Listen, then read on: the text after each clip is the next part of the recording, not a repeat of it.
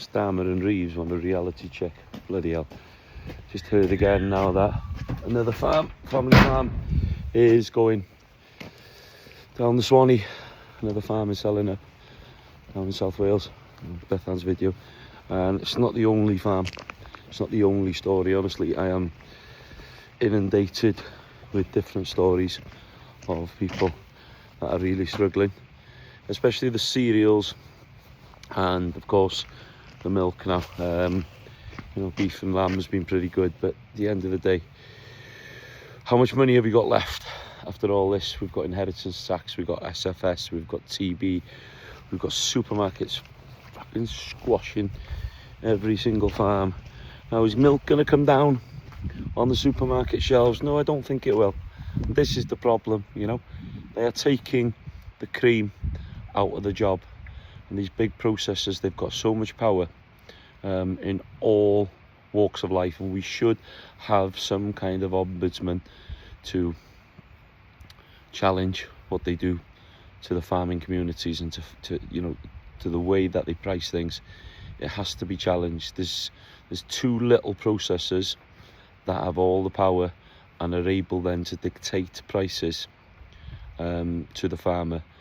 And we talk about fair trade, and I've said this on a television GB News interview. It's fair trade for coffee growers, for rice growers in India and China and wherever they are, or Colombia, growing their different crops.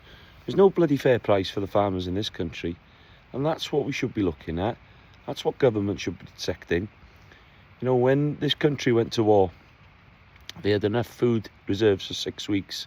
If anything happened now, we've got enough reserves for 6 days. That's how ludicrous the situation is. And they're taking away the power from the farmer to produce food, like to grow seeds or to, you know, plant it to bloody solar panels. All these things are going to take away our food security for the future.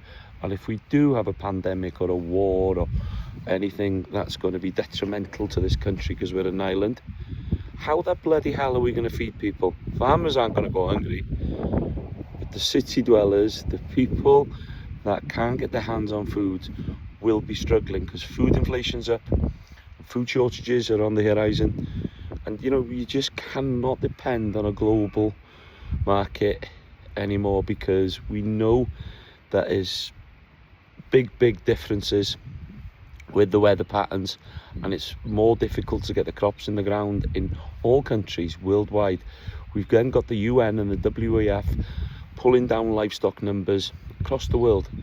So every country's been hit by this. This is a global agenda to take away your ability to buy meat, healthy food, nutritious food to feed your families. And what they'll do, they'll put it into processed gloop, which will be processed by the big multinational corporations, your Dysons, your Nestle's, your Kellogg's, your Bill Gates. They're all in the swim. It's all about the money. And the family farms will be the ones that will be suffering, and the poorer people in society will suffer drastically, because they will not be able to get good, nutritious, healthy food, which then causes obesity, mental health, physical health problems. And what do?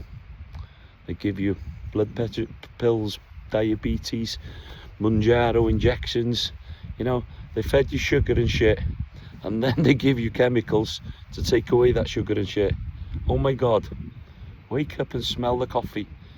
Fucking fair trade, my ass.